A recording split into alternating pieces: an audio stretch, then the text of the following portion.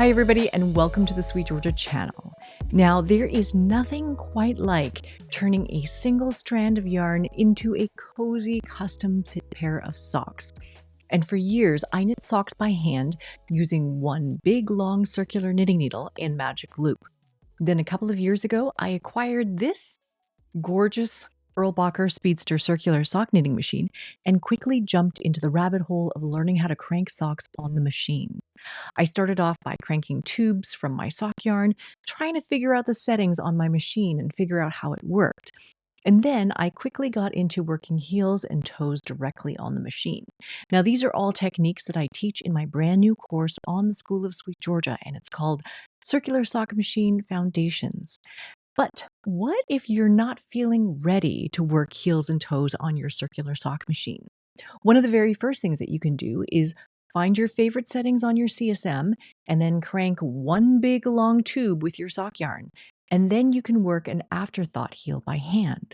So today I'm going to show you how I set up my machine to get the best tension on my fabric, and then how I pick up stitches and knit an afterthought heel from a CSM cranked tube. So we are going to start by casting on some waste yarn to get our machine going. So to cast on, I'm going to use my cast on bonnet with my buckle for my weights. When I am cranking a single sock, I like using a cast on bonnet that has a little ring attached to it that I can hang the weights off of. But in this case, because we might crank the entire length of our sock yarn, the tube is going to be very, very long and your weights will be on the floor before the tube is done. So you need the ability to slide your buckle and the weights up as you work. So here we're going to cast on 60 stitches here. So I hang my cast on bonnet on every other needle here. And as I run out of needles, I'm going to add my waste yarn.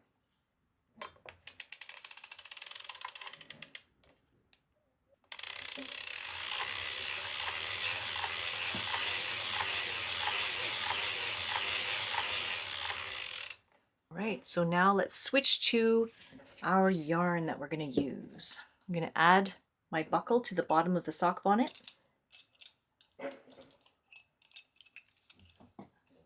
And I'll add my weight.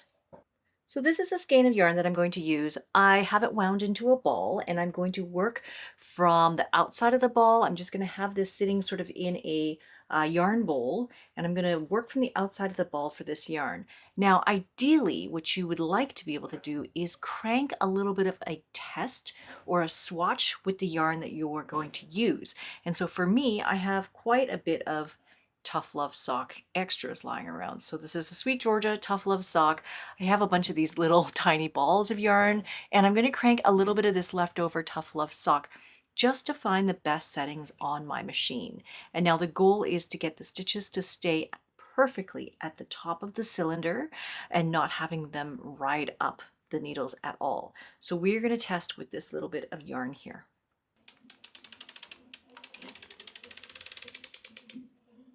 All right, so I have this set up so that I have 60 stitches on my cylinder here, and I typically engage the heel spring because I like that added tension on my yarn. So I'm going to crank a little bit and see what happens. Generally, what I'm trying to find is I am trying to dial down my stitches to make them smaller and tighter to see how close I can get them to sitting perfectly on top of the cylinder without riding up the needles.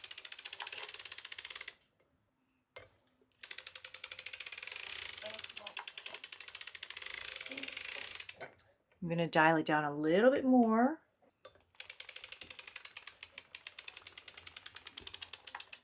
So it's becoming really obvious that there's actually a little bit of a gap now between the stitch and the top of the cylinder. And so that means that the stitch setting that I have on here is too tight. So what I need to do is I need to loosen it. Otherwise, these stitches are not going to stay on the needles. They're more likely to pop off on the next round that I do. So I need to lengthen my stitch size, and I do that by turning my cam clockwise. I'll turn it 2 clicks and see what happens. Turn really slowly, and I want to make sure I'm going to turn it some more, 2 clicks down. I want to make sure that the stitches stay at the top of the cylinder. They're still riding up, so I'm going to loosen these stitches even more.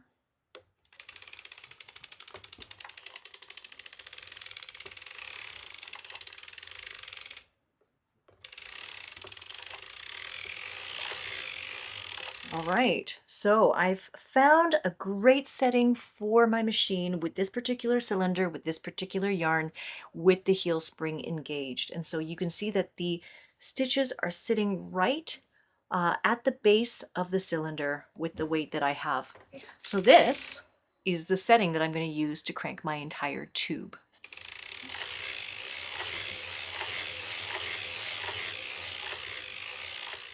Right, so now I'm going to switch to my waste yarn so that I can have a clear marked difference between my test yarn and my actual main yarn that I'm going to use for the tube.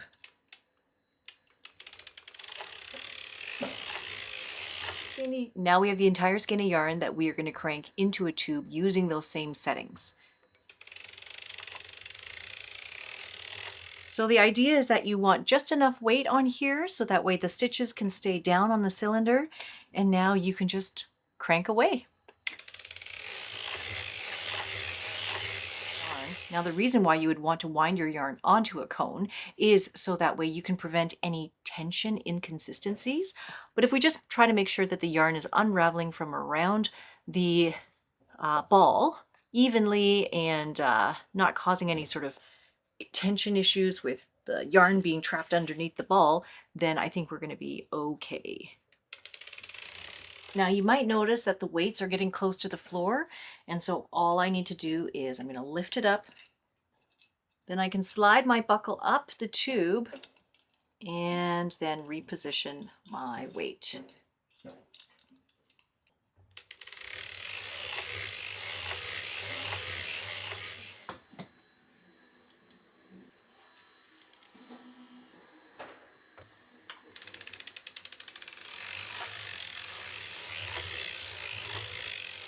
All right, so you can see this is the giant tube that has been cranked from the machine. I haven't measured it or anything like that yet, but you can see from waste yarn to waste yarn, there's quite a lot of tube here. This is already folded in half. So if you made 2 socks, each sock being this long, I think that that would be actually very, very long. You could almost make 4 socks if they were sort of short ankle-ish kind of length socks. You could do your heels around here, cuffs around here. So you could almost make 4 single socks from 1 skein of sock yarn, which is quite amazing, depending on how big your socks are. So one of the first steps that you would do is you would take from the waste yarn, you would pick up all of your stitches onto some knitting needles about the same size, whatever you would use for hand knitting socks. If you used size 2, size 1, size 0 knitting needles for your socks.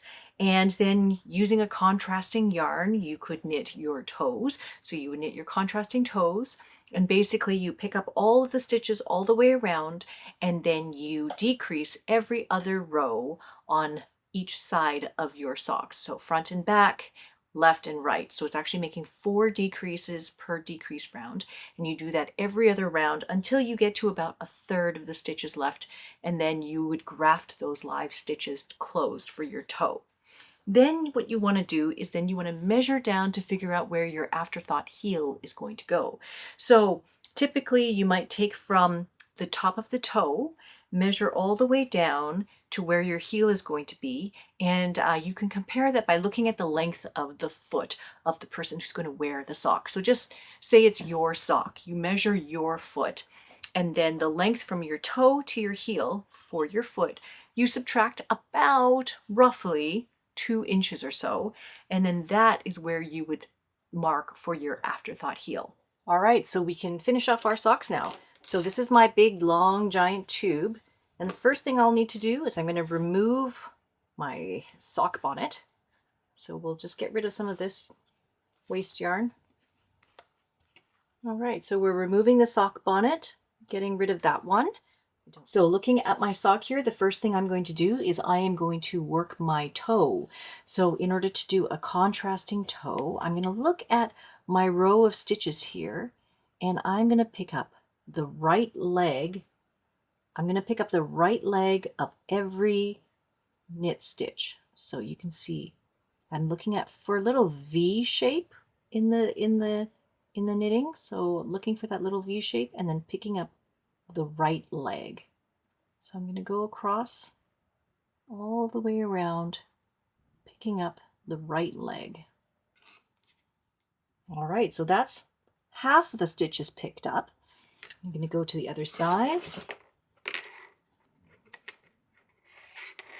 And I'm going to keep working all the way around, making sure that I'm still on the same line. I think that that's going to be really important, making sure that I'm still picking up stitches on the same round.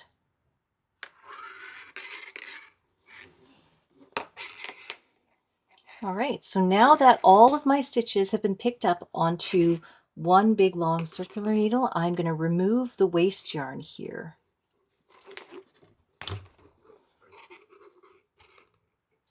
So with the end of my yarn for the tube, I'm just going to unravel until I have nice, fresh, live stitches. All right, so it looks like I picked up everything and I didn't miss any stitches at all.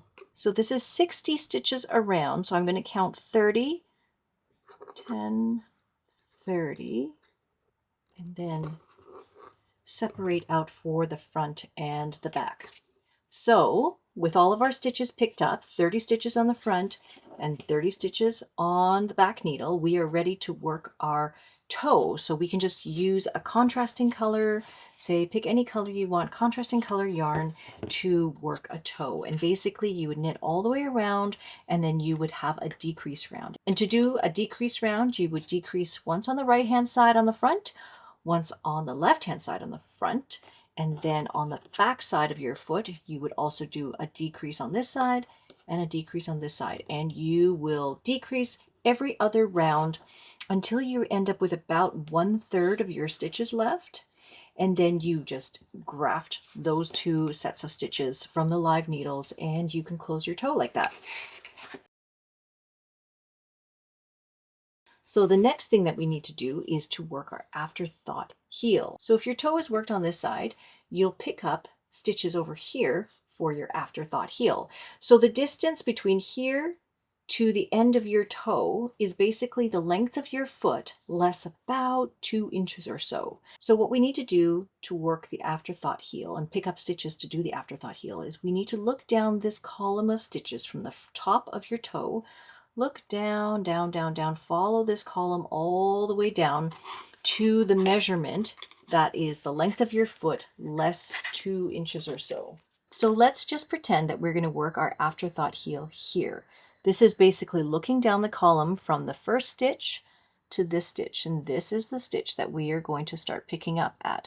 So this is the first one, and basically with the afterthought heel, we're only working them over 30 stitches, over half of the stitches of the cylinder. So I'm picking up 30 on this side. So I'm looking at the V shape and I'm picking up the right leg of each V.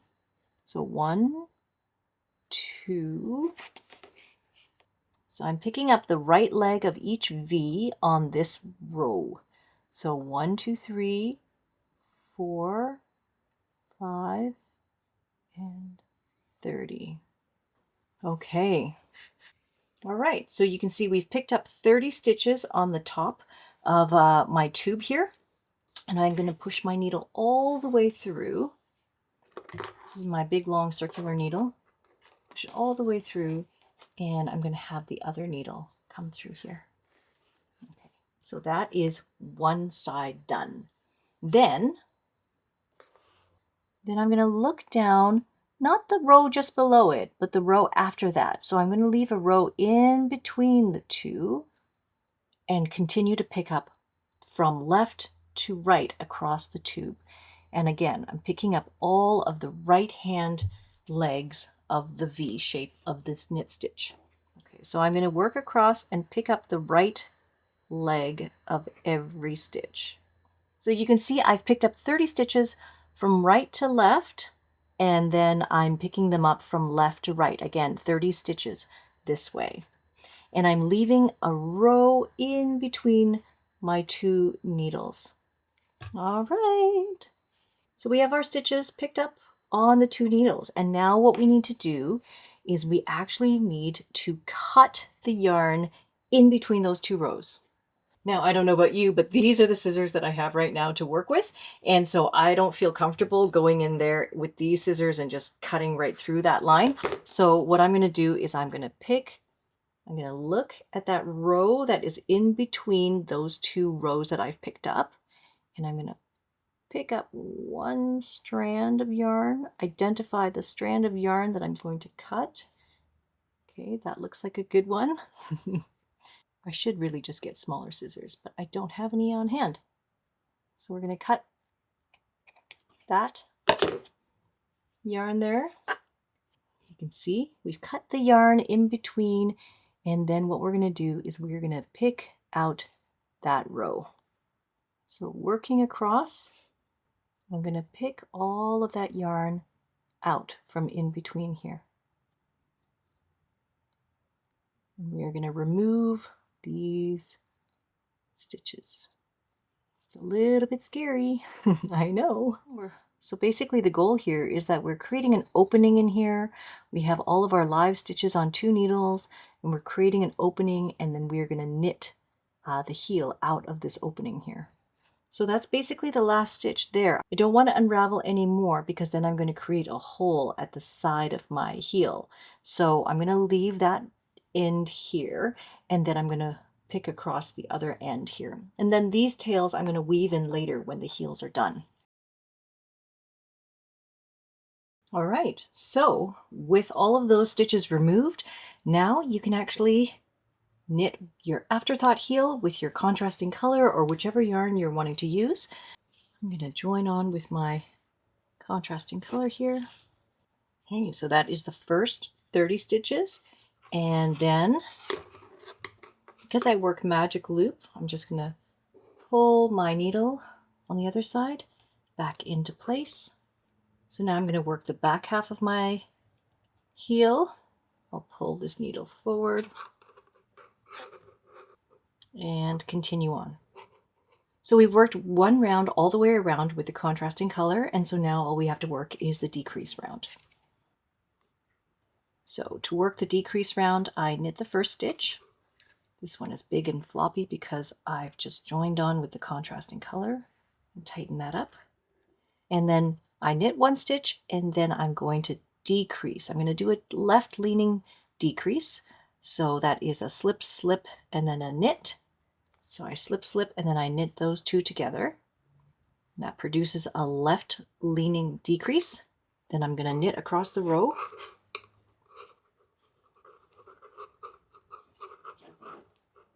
And then when I get to the last 3 stitches on this needle, I'm going to do a knit 2 together to do a right leaning decrease. So put my needle in and knit those 2 stitches together as if they were one, and then I'll knit that last stitch. So then I flip my work. Using my magic loop technique, I'm going to flip my work and then do the exact same thing on this side. So I knit 1 stitch and then slip, slip, and then knit those 2 stitches together through the back loop and then knit across the row. Get to those last 3 stitches and then knit 2 together and then knit that last stitch on the row. So now the next row, I'm just going to knit 1 round all the way around. So to finish your afterthought heel, you just continue those 2 rounds. You alternate between knitting 1 round of plain knitting and then another second round where you decrease on this side, this side, this side, this side, 4 spots, and then you continue alternating between those 2 rounds until you get to about 1/3 of your needles left. So you'd have 10 stitches on this side, 10 stitches on the other side, and then you'll graft those 2 sets of stitches together. And that's basically it. And there you have it, a perfectly finished sock with a perfect custom fit heel. If you enjoyed this tutorial and you are ready to master more of your machine, I invite you to join us in the Circular Sock Machine Foundations course. You can find the link below. Thank you so much for knitting with me today, and happy cranking. I'll see you in the next one. Bye for now.